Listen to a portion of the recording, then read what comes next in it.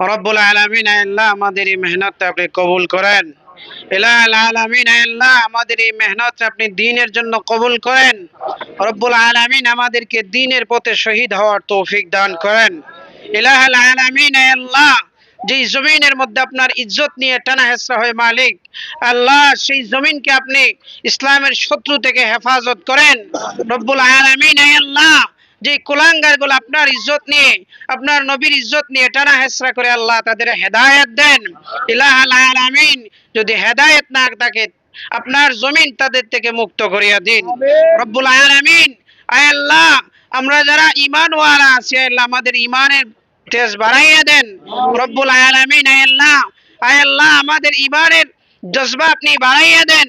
আয় আল্লাহ সাহাবীওয়ালা ঈমান আমাদেরকে দান করেন। রব্বুল আলামিন জীবনের প্রতিটা সেক্টরে আপনার বিধান অনুযায়ী যেন চলতে পারি সেই তৌফিক দান করেন। আল্লাহ রাষ্ট্র ক্ষমতায় যারা আছে তাদের সঠিক বুঝ দেন। আয় আল্লাহ কাদিয়ারীদের সহ এই আউল বাউল ফাউলদেরকে আল্লাহ যেন রাষ্ট্রীয়ভাবে অবাঞ্ছিত ঘোষণা করা হয় সেই তৌফিক আমাদের দান করেন।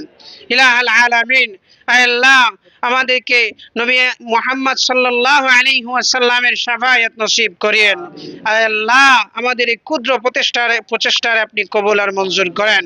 রব্বুল আলামিন যে সমস্ত ভাইয়েরা দ্বীনের তাকাজা এখানে আসছেন আল্লাহ সবাইরে দ্বীনের জন্য কবুল করেন। আয় আল্লাহ জীবন দ্বীনের সাথে চলার তৌফিক দান করেন। আল্লাহ মরণের কালে যেন শাহাদাত মৃত্যু হয় সেই তৌফিক আমাদের দান করেন। আয় আল্লাহ আল্লাহ আমাদের পক্ষ থেকে সকল মুর্দেগান সহ যে সমস্ত শহীদরা দেশের জন্য দ্বীনের জন্য জীবন দিয়েছেন আল্লাহ তাদের কবুল করেন।